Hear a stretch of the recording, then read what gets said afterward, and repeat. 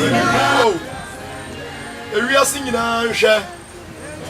We are singing and share. We are singing share. We are singing tea. Now we are singing for Munyansa. We are Cocobon Cransam. The 12 petty we are singing. Yakacha da Samase. Onipa bia wa wie yo. Nipa bia wie ye. Ane hia. Awie ye ni asem. Na onipa nsacha na dwene emfiri bone ho. Ebisa onyame atamu na eba no. Ehu. Onyankopon na bo soro bo asase. Ona bo mu niama. Odire tumi na nwiri nipa. Ana ohu nkwan megu nipa hwirim. Onipa bi okati asefo. Onipa benya ba bi gina ye no. Ni wura fi ni bofo. Ni wura fi ni nyemfo. Ni wura fi di oma ne nkwa. And the wura fi ni kamafo no. Genesis chapter 2 verse number 7. Genesis chapter 2 verse number 7 say, na Awurade Nyankopon de fam dɔte nyina onipa. Onyankopon de fam dɔte nyina nipa. Ɛna hu nkwa hu megu ne hwene mu. Ohumi nkwa hu megu nipa hwene. Na onipa bɛyɛ ɔkrate asefo. Na onipa bɛyɛ ɔkrate asefo. Onipa bia no. Onipa odikan. Onyame bɔ no na ɔda fam. Na ɔyɛ dɔte. Onyame bɔ ne wieye. Ohumi gu ne hwene mu. Onipa bɛyɛ ɔkrate asefo. Onipa sɔre firi ni nam.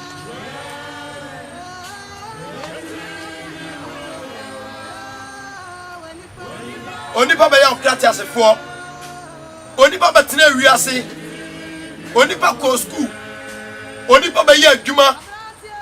Onipa bɛbɔ bra. Onipa bɛsua adwuma.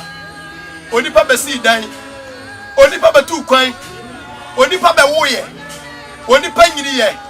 Onipa nsom ne bɔfo a. Onipa nsom ne bɔfo. Ɔda sɛ dia wo hwɛ me.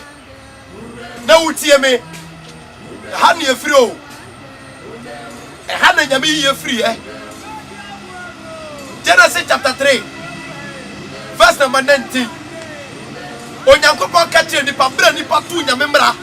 Sɛ de ne asɔfo, atifo, nyamesomfo atu nyame mra no. Onyankopon ka sɛ me kire nipa. Genesis chapter 3 verse number 19. Wɔse wani mu bi fam na abɛdidie. Onyankopon se onipa ba bre. Akɔti sɛ ɔbɛkɔ dɔtiem. Ekɔti sɛ onipa bɛsa ba ne dɔtiem. Efiri sɛ emu na oyi ni firi ye. Nyankopon yi nipa firi dɔtiem. Na onipa yɛ dɔteɛ. Na onipa yɛ dɔteɛ. Na dɔteɛ na onipa bɛsa akorɔ. Na dɔteɛ ana onipa bɛsa akɔ. Onipa wie yɛ. Awie ne hia. Kai wa wie yɛ o. Ababawa. Manjoma nada. Abranteɛ. Ɛma mpenatwe. Ensanom. Wi no. Koke. Lototwa. Entokwa. Mansotwe. Na onipa fie. Eni adakamram. Adafo hwɛ me. Wasɔre kɔ te sɛ. Unyame som te sɛ. Woni ni pantam te sɛ. Wo kai sɛ berebedu abɛsa ba. Na umoba fun ba ha bio. Dabi. Uka ema ha bio. Dabi. Ukas ema ha bi. Dabi. Wontade ema ha bi. Dabi o. Wadwuma. Wo certificate. Ema ha bi. O professor. Ema ha bi. Ema ha bio. Dabi kura. Ebeka woni atamu o. Onipa wie ye. Onipa wie nye fe o. Hebrew chapter 9 verse number 27. Ɔsena de ɔma nipa so owu prɛko pɛ. Ɛda ɔma nipa so obewu prɛko pɛ. Na ewu na tire no. Na owu n'akyie. Atemu da hɔ. O mi nua dasani. Ɛnam penatwe. Akristofo po. Ɛtwempena. Akristofo abrabɔ nyɛ. Mi nua ba hwɛ wo ntade. O dresse ade kyɛ yɛ to nan. Wasra wo nipa dua wo wisu wo brichi. Kai sa body de doteɛ. Ebesa akoni wura nkyɛn. Na atemuo ɛda hɔ twɛ nipa. Ewiase ntie o. Enkura ntie. Empanyini ntie. Ahimfo ntie. Asikafo ntie. Ahiafo ntie. Asɔrefo ntie.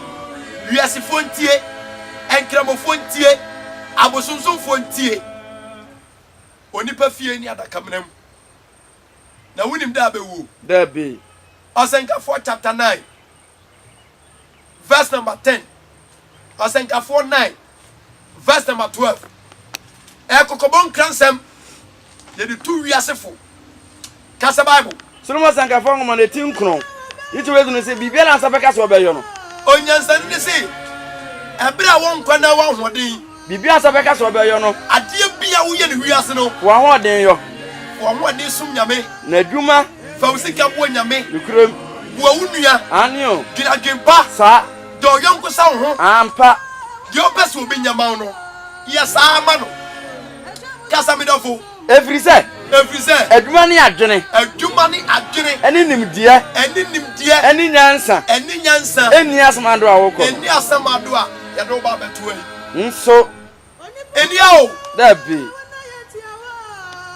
Osenka 4:9 verse 12 odi na nso odipa nim ne bre Solomon nyansa ni si onipa bia ni bre a woni bewuo sempata oyi wa sa obonim onipa te se empata onipa te se fish anade yi anano ma oyi wo fidie mu onipa te se anoma a obi esum di fidie ko yie no sa na oyi nipa ma bre bone to bo fimu owo be fa nipa ebre bone to no ko fimu mame ultimi ntwa owo mo da be otifo pia ntimi ntwa owo and obi ba afode 1 cedi 1 million 10 million osofo sima twa owo oh Yesu mpo wuye nokure Moses wuye owuye Abraham wu onu su koi Isaac wu onu su wi Jacob wu onu su wi Sarah wu onu su wi de wu be wu nokure the owo na chi atemu orofo we dia futusem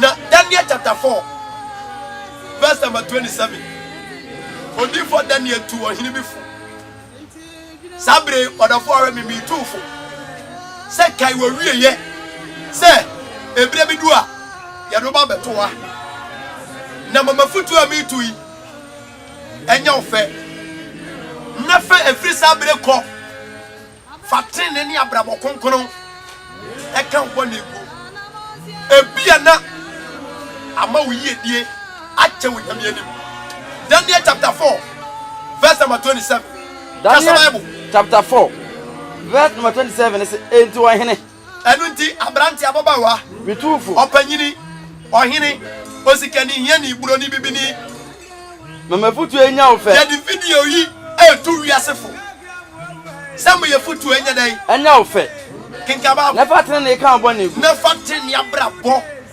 fanyame sompa oh fanyame asem fanokuredie etina kwa ho tena bia wiase we na fa hia fo ye de tese mo na wo sika bu ahiafo ne ebia na wo di sika bu nyamedwuma ebia na wo yie di ache Amos chapter 4 verse number 12 o say odi for the sea enti se na maye wo wonyankropon say ebire bidu a say no bere obeye wo esanse maye o say enti ebire bi ba osikani odifo asofo o police ni nurse ni soja ni doctor o soja ni truck driver beti bank operator passengers ewiase ahemfo asikafo ehiafo abrofo abibifo emema onyankopon say na maye wo say na ebire bedu a obeye na esanse maye o say enti enam say onyankopon obeye wo say enti siesi won ko hye Awurade onyankopon pa chaw siesi ho pa chaw tutu wiase wo siesi ho wonim da be wo da be wonim da owo ba be faw sabre ya kanfu Yesu Kristo ewiase ade nkwa se wonim na hwebe kira kwai odina omankwa usori emu piesie wo wuye na nsa so sori ye se wutini dia wumpa ebire bi ba obejade o ewiase ntie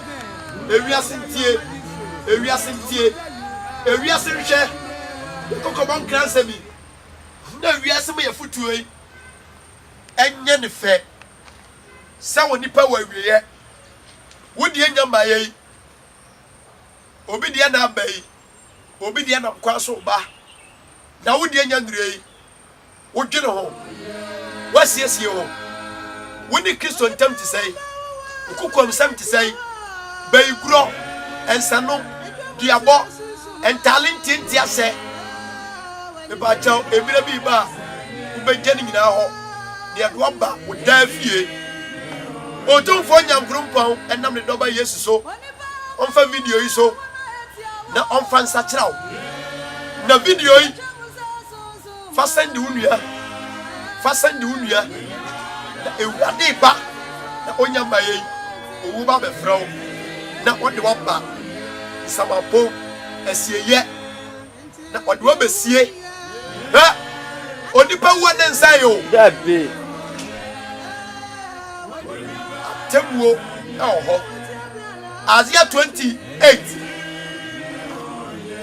verse number 18 Isaiah 40 verse number 9 fa yafutuo nya ofe na so onipa wu a Isaiah chapter 28 verse number 18 I say na muni wo apam no bepepa pepa je se wakodi moto yatetu techerema so bansiri bi da usisi wakodi aduro Isaiah si wo wu oba woni wo wu apam be dai e bepepa obi agika wase ne nsa ka ebenya srenta no wayira se wo wu oba aduro bi wetra so no na se onipa wu na woni bi Yesu a bra wo da asase ase no na wo kan Nyankopɔn yi de to so die no empire ahwetra so se twamu a se etwamu asase ase a ebetietia mo so ebetietia wo so na mpredudu atwamu no na mpredudu ama ni twamu asama ato no ebefa mo ebefa wachi efrisa de ai efri da no pa ya breakfast ya bo ma asama ato asase ase ani dawia eya wo lunch ani dana do anajo ani betwam eya wo supper ema ya bo na asama ato no ebefa na mpa no onipa onime wurade Isaiah chapter 28 verse 20 wasi asama adom pa na nyere enwale se do betru mu wo so wasi asama adom pa no eyesei enwa se do betru mu wo so so onipa betri na mu so na ni dabu anu so nso na asama adom kata so se do dibebu aho odefo Isaiah chapter 14 verse 9 yamusa Isaiah se onipa wu dia de ni free ni fia wo si ye wo bo bresi ede no han ede ni ko wuram dia ni kwasa asase ase a ede ne besi wa asase ase ase asama do wa ase ne kan no besi aba onipa trasi ye ya ensamafo wo kuroduam asie wo nyina no omu kenya omu sori ebesi awo ba omu besi awo ye wo tu ne henya asamanfo ama said obi free akwantom ba na da busuafo akosia airport anoma kosia no gas station no sa no onipa wu a enam se asase so ye ho wodi na wo se ko fie nti omo medical no ba besia wo omo ye wo tu no ba ka che osese ro nyina jo ka kire wo se o nyina samafo nyina ba ka kire wo se wo zo wo jo ti se ye odifo ba ko pa wo Ghana sisa ni adefo bra wo winsa hwi tramo koke asra krono awudie lototwa azani kontompo baye agempone ye papa mame abrantie ababawa won soso wo jo ti se ye wo jo ye no wa se ye pe na wa ye se ye na o kese aba asama no o kese ye tightis akese ye okala oridie a na wonte wujai to di koba djoban no o kase asa aba asama na o mentane no nso na wani adin waseketa wasama ono na waseketa onyankopon asama ono ene mu abirika o babu sa se wan fa wo latest from number oh wan fa wo king size mattress no ama that be come ni me da fo na o son kataso ne nsonso no kataso ne de ensonso no onipa wie ye o son kataso ne de ensonso no na waseketa so eye mu abirika waseketa ye mu abirika na wasoro se eye de na pipa se afi ada ufri America abese wuram eye dey ada ufri sprinters eye dey ana ufri ufia na utima fridge atwa wahia TV nie entade cars nie na waba asamado na wo de na wo de o ka no akoma mu sei o so na mefroma ko ubedi o mampanyini ubedi DC ubeye nurse ni wo de adwuma so wani ye police adwuma pesa wo ye soldier adwuma pesa wo ye nsantwirani na ye dai ana wo firi soro ahwefam ne ye do obesa asase ase wow bram na man ase wa o ka sa obi nkabi kankabi o ka obi nkabi wo de wo ode no ho oh aden ne de obesa asase ase obel mo ma asase wo so ye ni ababa wa odrese a na mema de ka eko wura amnam do ma wi ase dan esere soro prayer osikani wo de ma de we ba ne we ko papa wo ya wan hwe oba usukunti unyinse ye wa wo fo bo ma ko iduye eye dai Isaiah Job 24 verse 7 Isaiah chapter 5 verse 14 ewiase nti o onipa fie owu achi ucha na de ekoso TV so de ekoso radio so de ekoso ye montre ne emro no so a nipa wura fi de oye Job 24 verse number 7 o se na de leja na eda asama do ba ha yeni entade wa ha o dabe wo de adagya na beda asama do no ni ntoma na wuni de ai oni ntoma ko woni bi da fo no ni nkata ho na wuni nkata ho na mepo ni suturo fo da sensuo ta ebe fo wa asama do enam se uni dwanko bia nti wuni Yesu mu ani da so wo amfa Yesu anya odwanko bia wo ye obotan atu na obedi dote e wa asase ase e dia twan Yankopon atamu atwato baba Isaiah chapter 5 verse 14 Isaiah chapter 5 verse number 14 is o jami asam se sai enti asama do atene na kono mu sabere ya bone adoso e meme ware memba me ware ba ni pekum ni papa sika ni pekum ni papa tumi adifo atrofo sem control akromfo anrobes ajiwiase afa ni pe dwidwi numu nu bone se o mu ni pa dua nyame boye no ebredua ni pa kwa so de ye nka nyame asem eye baji nsuo baji wayere baji nkun bra baji brazia bejina sikan so saufi anwea bra de woye wo ni pa wura fi nyame na ni pa nsuro nyame ade ase asamado aidai atene numba ya sambre onyame bi asamado pro no ko wani bi dafo atene na kono mu asamado bie na kwabam na kono man monyamfo na ewiase ni monyamfo eni nipa dodo eni nipa dom eni wona wani kamu no eni obi a wodi bone onsa kom obi nyina e ba asamado wa brebe brase na asamado bre nipa ase wa bra antamfo nyina ase na oba bre ahodefo Muhammad Ali wawu Joe Fraser wu e ba cho Kwame Nkrumah wu Akwaji wu ukrem Buzi wu sa Jebi Danko wu anio Akwaje wu kwasem ya santu wu ukrem konfa no chede wawu ko demi ameka samewu wa wo hwam bawu na owo na chi no atemu obi ehu da ho Ewurade nsa kire wiase amen o Kristo ni apa bia ko onipa wu na nsa ye papa bi e friend Billy Graham o yam evangelist for America wawu na nasem bi o kato on say this word I am just traveling through this word. Heaven is my hope. Papa B, your friend Jane de la Fontaine. I said death never take a wise man by surprise. Because he is always prepared. And I'm on seeing the whole camp. Quran chapter 29, ayah 57. I say, every soul shall taste death. Okrebiabewu. Sana Koran kan.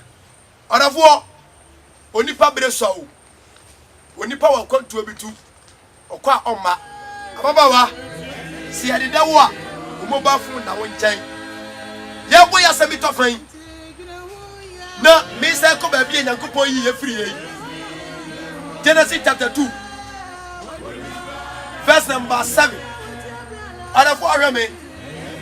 Onipa wie ye enie. I say No nya kwa de fo do tanyi no nipa. Onyame de form no tie dwene nipa. Eno hu kwa mi gu ne hwene mu. Ado hu kwa hu mi gu nipa wi. No nipa ba ye okrati asefo. Ansa no nipa be okrati asefo. Anu ti se na meye wo. Enu ti Amos chapter 4 verse 12 say, "Wo wo hwe me said Onyankopon so be ye wo." Na nam se be ye o se nti. Enam se wo do be ye o se nti. Siesie o ko che Awurade Onyankopon. Enu ti siesie ho nua wo hwe me. Video yi said ni ba wudua. Na ono so hwe. Na on fa ba futuo ni mu nyansa. Revelation chapter 2 verse number 7. O te di o wa so no. O te na mo ka cha asafoma no. Revelation chapter 2 verse number 11. Do wa so ni te na mo ka cha asafoma no. Revelation chapter 2 verse number 7. Owu ato o te na mo ka cha asafoma no. Revelation chapter 2 29. Do wa so ni te na mo ka cha asafoma no. Revelation chapter 3 verse 6. Do wa so no mani ntie. Revelation chapter 3 verse 13. Do wa so no mani ntie na mo ka cha asafoma no. Revelation chapter 3 verse 22. So obu wa so mani ntie. Revelation 39. Do wa so ni te na mo ka cha asafoma no. Matthew 11:15. O se di o wa so no wo te na mo ka cha asafoma no. Matthew 39. Do wa so ni te na ho mo ka cha asafoma no. Na wiase ntie. Na wiase mfa mu nyansa. We kokobon kransem. Ewurade hwaw. Ewurade hyiraw. Ewurade hwaw. Na on hyiraw. Na on tire no mu hyiraw. Sa wudi video yi. Be send you nua. Na wadwire na wieye. Ahunu ba bi ofiri. Eni ba bia.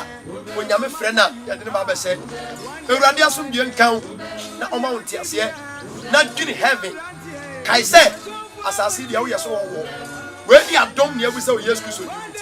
Amen. Amen.